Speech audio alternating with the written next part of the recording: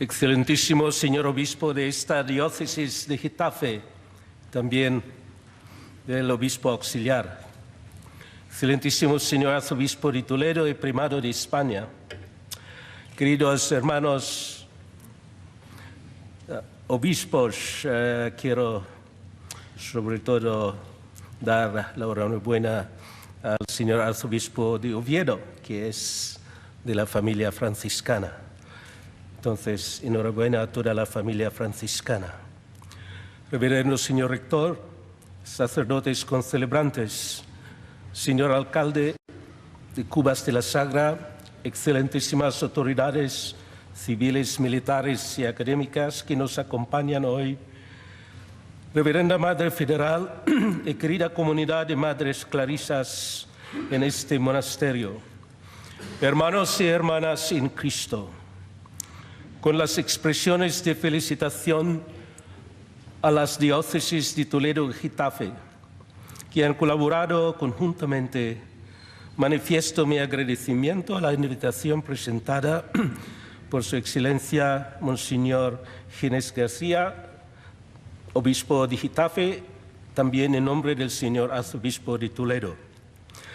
Mi presencia en mi condición de legado pontificio evoca la comunión de toda la Iglesia con el sucesor de San Pedro.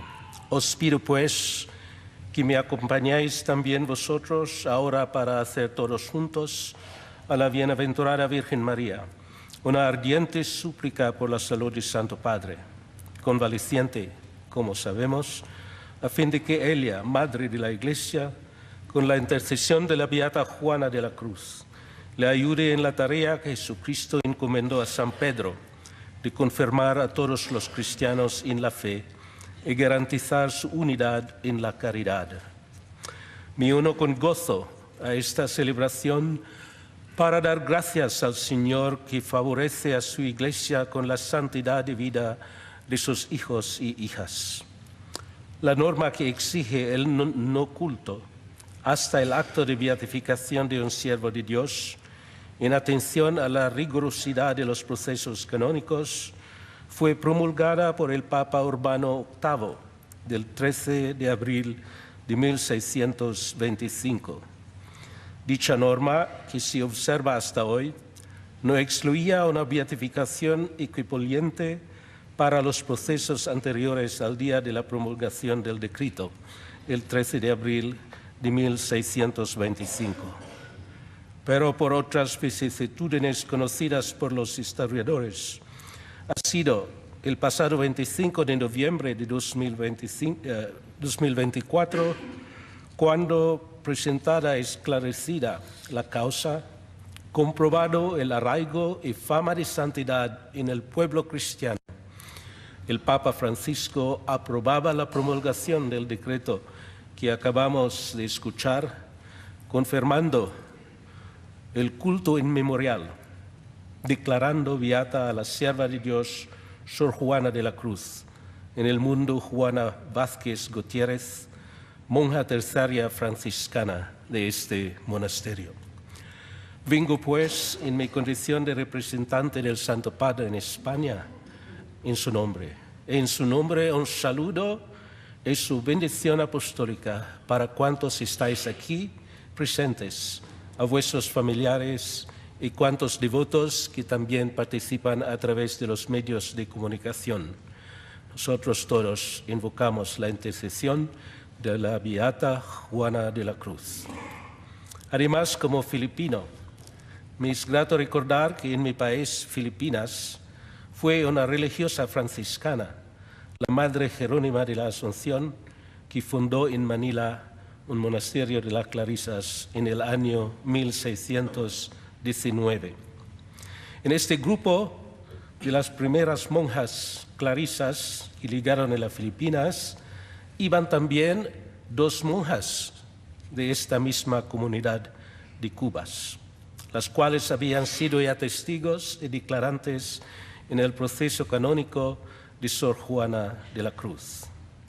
Estas hermanas iban a apoyar a la Iglesia, podemos decir, apenas nacida en estas islas filipinas, a las comunidades cristianas que eran muy, podemos decir, nuevos en la fe, para afirmar y consolidar la nueva fe entre los pueblos de las islas.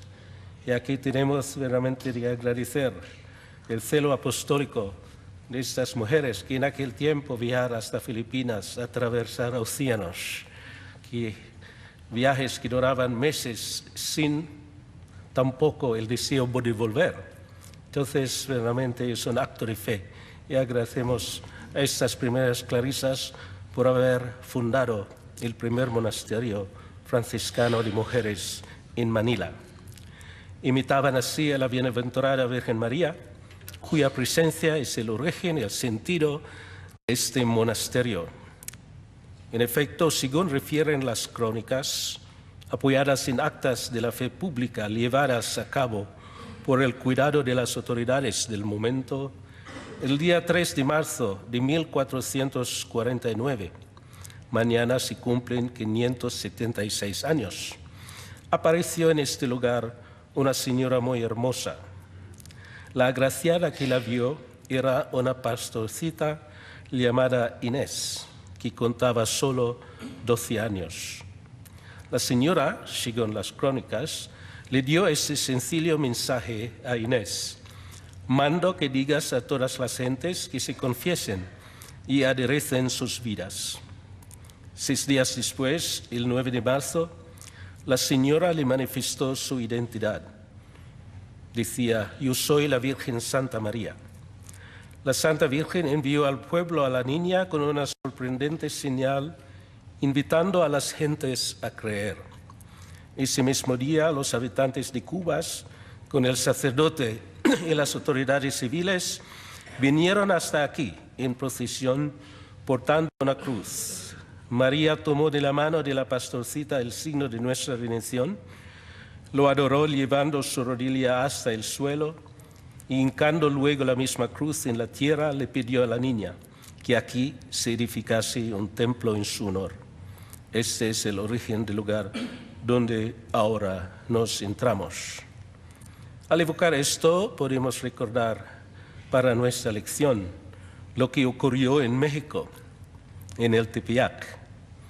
Casi un siglo más tarde, en 1531, la Virgen dice a San Juan Diego en un momento de su obra: oye, hijo mío, el más pequeño, ten entendido que son muchos mis servidores y mensajeros, a quienes puedo encargar que lleven mi mensaje y hagan mi voluntad.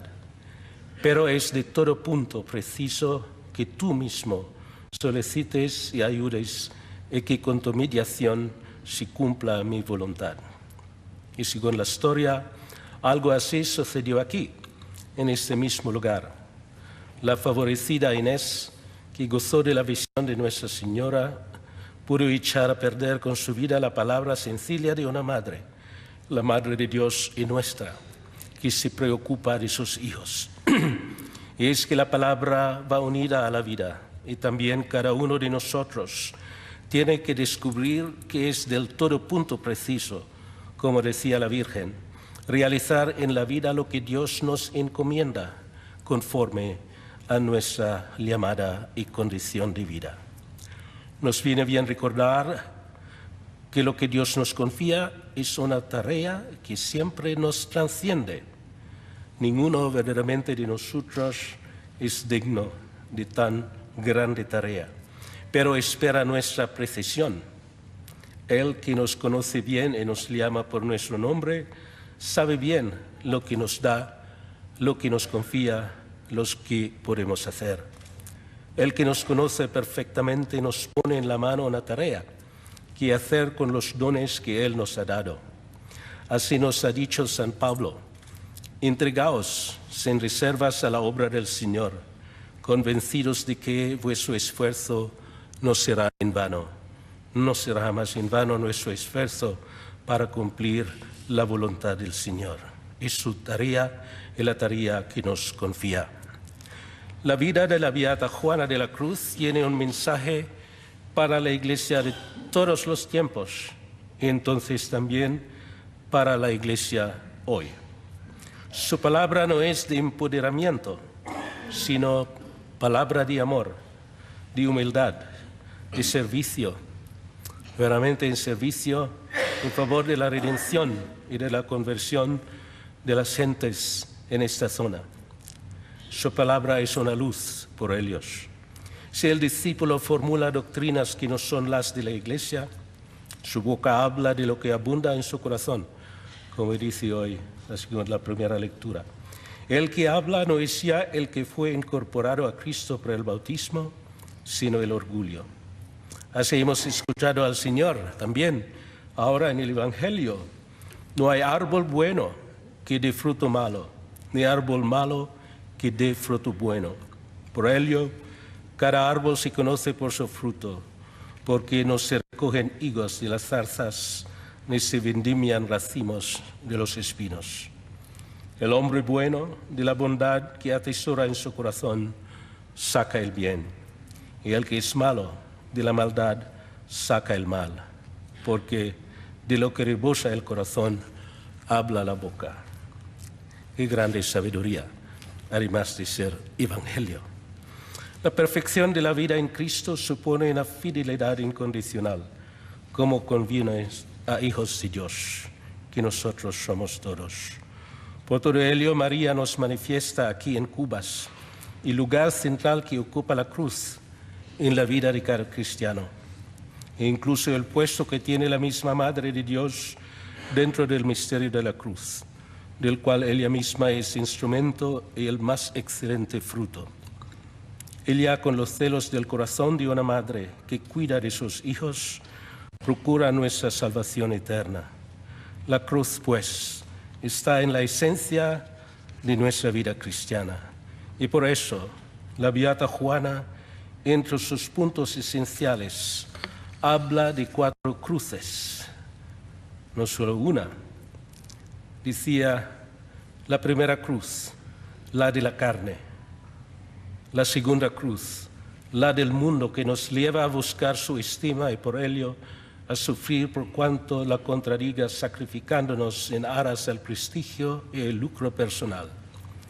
La tercera, el demonio, que nos hace caer en la desconfianza de Dios, en la duda contra la fe, llegando al aborrecimiento de Dios y de los hermanos. Y la cuarta es la cruz de Cristo, con la que Él nos lleva a nosotros mismos y nos manifiesta su amor. A todos enseña la Beata Juana de la Cruz que es propio de un cristiano, como discípulo, comunicar irradiando la alegría del conocimiento de la bondad de Cristo para con nosotros. Una bondad que nosotros tenemos que experimentar en el alma. Así fue como ella ofreció al agua cristalina de la sana doctrina, extraída directamente de su contemplación de la palabra de Dios. Y así pone en labios del Señor: hijos míos, aprended a ser piadosos y a rogar por los pecadores, y no pidáis justicia por el mal. Y yo les mostré que no lo hiciesen así, que aunque ellos lo tenían por buena justicia, no lo era, mas que diesen bien por mal, que era mejor justicia. Y amigos y hijos míos, ya no soy yo Dios de venganza, mas de misericordia.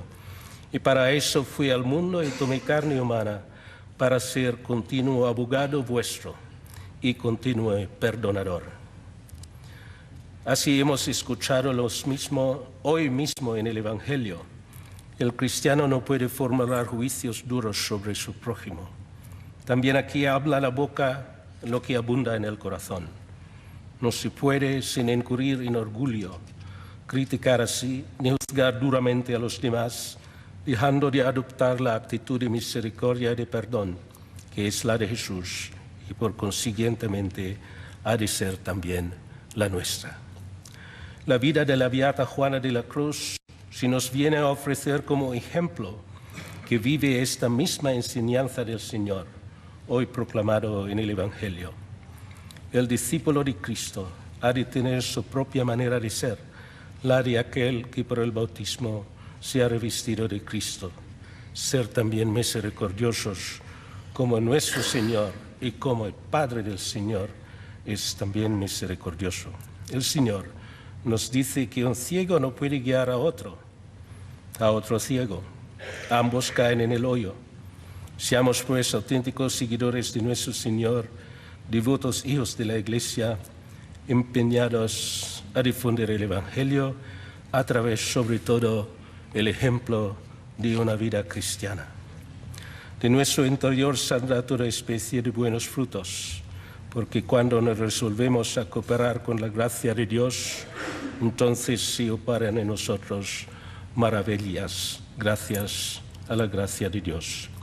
Por tanto, ser conscientes de lo que somos y ponernos cada vez más al servicio de nuestros hermanos. Esto implica, por supuesto, ser lo que debemos ser y ofrecer una palabra que construya y ayude a la construcción del reino de Dios, viviendo su Evangelio. Termino dirigiéndome a las religiosas que están sobre todo aquí presentes y todas las religiosas clarisas. Compartimos vuestro gozo, queridas hermanas.